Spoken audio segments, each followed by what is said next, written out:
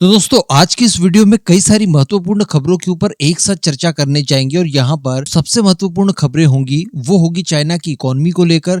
क्योंकि कल ही हम लोगों ने डिस्कशन किया था कि चाइना का जो विदेशी मुद्रा भंडार है वो $3 ट्रिलियन के ऊपर पहुंच चुका है। सडनली ये खबर निकल कर आती है, लेकिन अब कुछ ऐसी खबरें भी निकल कर आ रही है जिससे कि चाइना की ये सारी चीजें एक तरह से झूठ का पुलिंदा साबित हो सकती है, तो उसको लेकर डिस्कशन करेंगे। इसके अलावा भारत की जो न्यूक्लियर डिफेंस बढ़ाने वाली खबरें होंगी जिसमें भारत की बड़ी बड़ी मिसाइलें जिन्हें कि बिग डैडी तक कहा जा रहा है और जो भाभा एटॉमिक रिसर्च सेंटर द्वारा बनाए जाने वाले बड़े साइज के न्यूक्लियर रिएक्टर्स हैं जो कि हमारी अपकमिंग सबमरीन्स के अंदर इस्तेमाल किए जाएंगे, उनको लेकर डिस्कशन करेंगे। बीच में भी कई सारी महत्वपूर्ण खबरों को लेकर चर्चा की जाएगी। इस वजह से वीडियो को एकदम अंत तक जरूर देखते रहिएगा, साथ ही चैनल को सब्सक्राइब जरूर कर दीजिएगा। तो दोस्तों खबर की शुरुआत करेंगे यूएई से। इस समय हम सभी जानते हैं कि भारत और यूएई के बीच के जो रिलेशनशिप हैं वो बहुत ही ज्यादा मधुर है और ये अलग अलग मौकों पर देखने के लिए मिला भी है। इन्वेस्टमेंट से लेकर ट्रेड से लेकर लोकल करेंसी में ट्रेड करना हो, इन सारी चीजों को लेकर और इसके साथ साथ फ्यूचर रणनीति को तैयार करना हो तो भारत और यूएई ये सारे काम बहुत अच्छे से कर रहे हैं। इसी सीरीज में मैं आपको बता दूं कि अबू धाबी के क्राउन प्रिंस शेख खलील बिन मोहम्मद बिन जायद अल नहाया, याद रखिएगा ये 4-5 लोग नहीं है, ये एक ही व्यक्ति है, ये भारत के दौरे पर आए और ये प्राइम मिनिस्टर मोदी से मुलाकात भी करते हैं और यहाँ पर कई सारी डील्स को ये फाइनलाइज करते हैं। यहाँ पर न केवल भारत और यूएई ने स्ट्रैटेजिक पार्टनरशिप को और मजबूत करने के लिए चर्चाएं की, बल्कि कई सारी डील्स भी की जो कि एनर्जी के सेक्टर में काफी जरूरी थी दोनों ही देशों के लिए। सबसे पहले तो मैं आपको बता दूं कि भारत और यूएई के बीच में एलएनजी को लेकर लॉन्ग टर्म डील हुई है। ये डील बिल्कुल वैसी है जैसे कि हम लोगों ने किसी समय रशिया की गैसप्रोम से की थी या फिर भारत के द्वारा रिसेंटली कतर में की गई थी। डील के तहत बताया ये जा रहा है कि अबू धाबी की नेशनल ऑयल कंपनी जिसका नाम एडनॉक है, जिसे एडनॉक कहा जाता है, ये भारत की इंडियन ऑयल कॉर्पोरेशन को सालाना 10 लाख टन एलएनजी की आपूर्ति करेगा। और जैसा कि मैंने आपको बताया कि ये डील पूरे 15 सालों के लिए की जा रही है। लेकिन इसी के साथ साथ बताया ये जा रहा है कि भारत और यूएई के बीच में एक न्यूक्लियर डील भी हुई है और इसके तहत एक समझौता ज्ञापन साइन किया गया है भारत और यूएई के बीच में, जिसमें यूएई की company Emirate nuclear energy company और भारत की nuclear power corporation of India limited, इन दोनों ही के बीच में आपसी सहयोग को लेकर मंजूरी दी गई है। जहां पर यूएई के अंदर जो इकलौता न्यूक्लियर पावर प्लांट है जिसे बाराकाहा कहा जाता है, उससे संबंधित जितनी भी दिक्कतें वगैरह यूएई को आती है, इन सारी चीजों का रखरखाव, मेंटेनेंस, इसके अलावा जो स्पेयर पार्ट्स वगैरह की समस्याएं हैं, इन सभी के समाधान के लिए भारत के साथ ये लोग कोऑपरेट कर पाएंगे। तो दोनों देशों के बीच में ये एक अच्छी पहल मानी जा सकती है। अब दूसरी खबर की बात कर ली जाए तो वो निकल कर आ रही है डीआरडीओ द्वारा तैयार की गई K5 SLBM को लेकर। हम सभी जानते हैं कि ये मिसाइल भारत के लिए स्ट्रैटेजिकली बहुत ज्यादा महत्वपूर्ण है, जो कि सबमरीन से लॉन्च की जाती है। इसकी संभावित रेंज बताई जाती है 5000 किलोमीटर से लेकर 6000 किलोमीटर और ये भी बताया जाता है कि अगर आप वॉरहेड कुछ हद तक कम कर दें, जो इसकी टोटल क्षमता है 2000 किलोग्राम तक के वॉरहेड को ले जाने की, उसमें अगर आप कमी करते हैं तो ये आपको 8000 से लेकर 9000 किलोमीटर तक की रेंज भी दे सकती है। यानी हिंद महासागर में रहते हुए चाइना और पाकिस्तान के किसी भी शहर को आप बड़ी आसानी से टारगेट कर सकते हैं। अब इसके डेवलपमेंट की बात की जाए तो हम सभी लोग ये बात भी जानते हैं कि जब गलवान वैली का इंसिडेंस हुआ था उसके तत्काल बाद डीआरडीओ को निर्देशित किया गया था कि फास्ट ट्रैक मोड में इस मिसाइल का डेवलपमेंट पूरा किया जाए, क्योंकि उस समय ये अंडर डेवलपमेंट थी। इसके कुछ ही समय के बाद में इस मिसाइल का डेवलपमेंट पूरा हो चुका था। उसके बाद बताया ये जा रहा था, इस तरह की खबरें निकल कर आई थी कि डीआरडीओ इसका परीक्षण करना चाहता है और परीक्षण के लिए पॉलिटिकल क्लियरेंस उसे चाहिए, जो कि गवर्नमेंट की तरफ से नहीं दिया गया था। लेकिन कुछ एक्सपर्ट्स का ये मानना है कि अंडर वाटर पेंटून से इस मिसाइल का पहला परीक्षण एक्चुअली कंडक्ट कर लिया गया है, इस तरह का अंदाजा लगाया जा रहा है। वैसे भी इस तरह की जो एसएलबीएम मिसाइल होती है जो कि सबमरीन से लॉन्च की जाती है, इनके शुरुआती परीक्षण डेवलपमेंट स्टेज में डायरेक्टली सबमरीन से नहीं किए जाते, क्योंकि अगर कुछ प्रॉब्लम आए तो ये सबमरीन को ही डिस्ट्रॉय कर सकती है।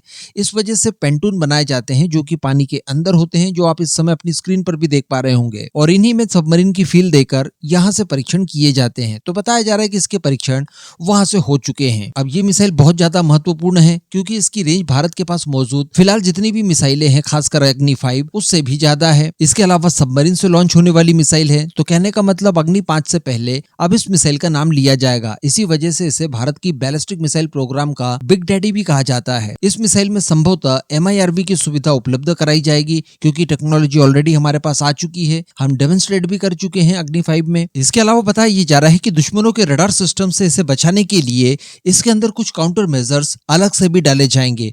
यानी ये बाकी मिसाइलों की तुलना में स्टेल्थ कही जा सकती है, काफी ज्यादा एडवांस होगी। इसके साथ साथ बताया ये जा रहा है कि इसका साइज चूंकि इतना ज्यादा कॉम्पैक्ट है और इतनी पावरफुल है, तो संभवतः आने वाले समय में इसके सरफेस लॉन्च वेरिएंट भी तैयार किए जाएं, तो अग्नि 5 को इसके बाद तो संभवतः भूलना ही पड़ेगा। अब अगर इसके परीक्षण की बात की जाए तो बताया ये जा रहा है कि अगले साल तक इसका परीक्षण S4 क्लास की जो SSBN आने वाली है उससे किया जाएगा। अब यहाँ पर आप कंफ्यूज मत होइएगा, मैं आपको एक बार फिर से रिपीट करवा दूं कि जो पहली हमारी INS अरिहंत थी वो S2 थी, उसके बाद जो INS अरिघट रिसेंटली कमीशन की गई है भारतीय नौसेना में वो S3 है, इसके बाद आएगी S4, उसी से K5 का परीक्षण किया जाएगा।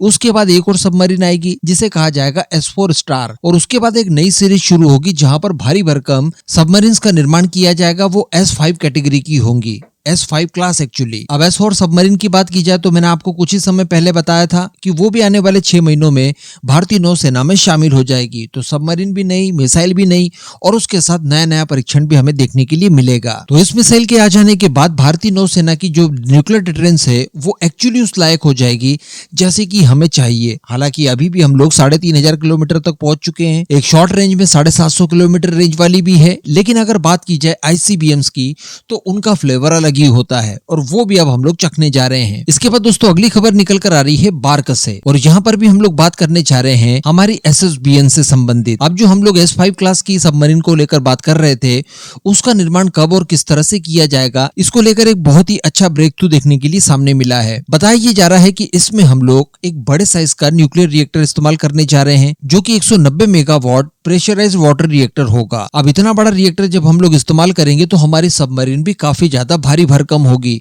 और इसका डिस्प्लेसमेंट वेट आज की तुलना में लगभग 2 गुना होगा, और करीब 13,000 टन का ये डिस्प्लेसमेंट वेट अपने अंदर रखेगी। अभी फिलहाल जो हमारी न्यूक्लियर सबमरीन लॉन्च की गई है और जो नौसेना के पास इस्तेमाल की जा रही है उनमें केवल 83 मेगावाट का हम लोग न्यूक्लियर रिएक्टर इस्तेमाल कर रहे हैं, लेकिन इससे ऑलमोस्ट 2 गुने से भी ज्यादा जब हम लोग करेंगे तो आप समझ सकते हैं कि वो कितनी क्षमतावान होगी। अब ये रिएक्टर जैसा कि बार्क बना रहा है, उसे तैयार कर रहा है, तो इसका जो डिजाइनिंग फेज था वो ऑलमोस्ट कंप्लीट हो चुका है। अब इसके बाद किया ये जाएगा कि इसका एक प्रोटोटाइप बनाया जाएगा जिसका इस्तेमाल किया जाएगा ग्राउंड टेस्टिंग के लिए। यानी टेक्नोलॉजी वगैरह की कोई परेशानी नहीं है, ऑलरेडी हम लोग 83 मेगावाट तक पहुंच ही चुके हैं, उसे केवल अप स्केल करना है 190 मेगावाट तक, तो वो बड़ी आसानी से पहुंचाया जा सकता है। उसके लिए डिजाइन वगैरह कंप्लीट कर दिया गया है। जब प्रोटोटाइप तैयार हो जाएगा तो प्रयोगशाला के अंदर जो ग्राउंड टेस्टिंग वगैरह होनी है वो कंप्लीट कर ली जाएगी। उसके बाद सबमरीन के अंदर इंटीग्रेट करके इसका समुद्र में भी परीक्षण किया जाएगा। हालांकि अभी इसमें काफी ज्यादा समय लगेगा, इसके डेवलपमेंट अभी तो चल रहे हैं, उसके बाद बनकर जब तैयार होगी तब इन सबमरीन के काफी लंबे चौड़े समुद्री परीक्षण किए जाएंगे, तब कहीं जाकर ये भारतीय नौसेना को मिलेगी। तो उसमें बताया ये जा रहा है कि वर्ष 2035 तक समय लग सकता है। लेकिन दोस्तों यहाँ पर नोटिस करने वाली बात यह है कि अगर हम लोग 190 मेगावाट तक न्यूक्लियर रिएक्टर बनाने में सक्षम हो जाते हैं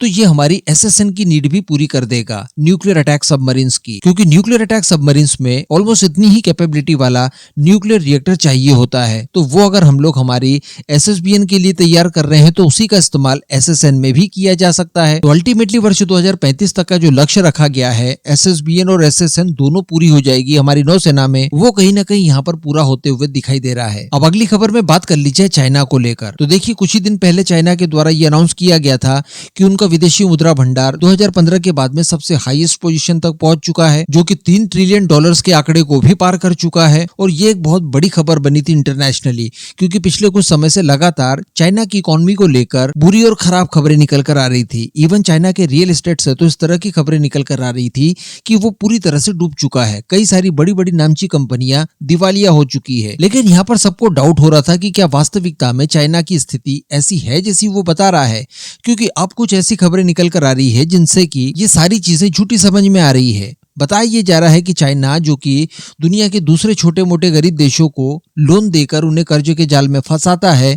एग्जाम्पल पड़ोस में देख लीजिए कितने सारे हैं, नेपाल हो गया, श्रीलंका हो गया, पाकिस्तान हो गया, मालदीव हो गया। इस तरह के देशों को बेहिसाब कर्ज देकर उन्हें फंसा लिया गया। वही चाइना अब अपने देश के लिए 100% FDI के दरवाजे खोलने जा रहा है और इसकी शुरुआत बताया ये जा रहा है कि इसी साल नवंबर मंथ से की जाएगी, यानी आने वाले 2 महीनों में, जिसमें ये लोग शुरुआत करेंगे मैन्युफैक्चरिंग से संबंधित और साथ ही हेल्थ सेक्टर में। दरअसल मैं आपको बता दूं कि चाइना के national development and research commission द्वारा एक पोस्ट में ये कहा गया है कि 1 नवंबर से मैन्युफैक्चरिंग और हेल्थ सेक्टर में विदेशी निवेश के दरवाजे पूरी तरह से खोल दिए जाएंगे।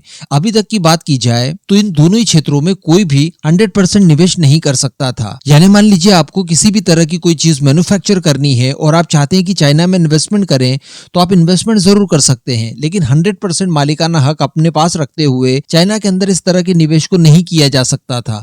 आपको चाइनीज कंपनियों के साथ मिलजुल कर कुछ इक्विटी उसके साथ शेयर करके ही निवेश करने की अनुमति थी। तो इन सब कंडीशंस के साथ चाइना के अंदर विदेशी निवेश कुछ समय से लगभग रुक गया था। इसके अलावा उसकी मैन्युफैक्चरिंग जो दर थी वो भी पहले की तुलना में कम हो गई, उसके एक्सपोर्ट्स घट गए। तो इन सब चीजों को रिकवर करने के लिए अब उसने मजबूरन इन दोनों ही सेक्टर्स में 100% एफडीआई को मंजूरी दे दी है, जो कि 1 नवंबर से लागू हो जाएगी। हालांकि कुछ और भी अलग अलग सेक्टर्स है जहां पर इस तरह की सहूलत मिल सकती है, जिसमें सर्विसेज इंडस्ट्रीज है। मान लीजिए आप आईटी की सर्विस देते हैं तो आप अपनी 100% मालिकाना हक वाली कोई आईटी सर्विस कंपनी वहां पर स्टार्ट कर सकते हैं। कोई हॉस्पिटल वगैरह खोलना चाहते हैं तो वो भी अब इसके बाद संभव हो पाएगा। तो अब इस तरह की योजनाओं को देखने के बाद एक्सपर्ट्स का ये मानना है कि चाइना के अंदर एक्चुअली क्राइसिस है और जो सारी चीजें चाइना के द्वारा दिखाई जा रही है वो केवल और केवल एक बबल है, जो कि दुनिया को केवल दिखाने के लिए है। बाकी रियलिटी वही है जो अभी तक आपने इस वीडियो के माध्यम से जानी।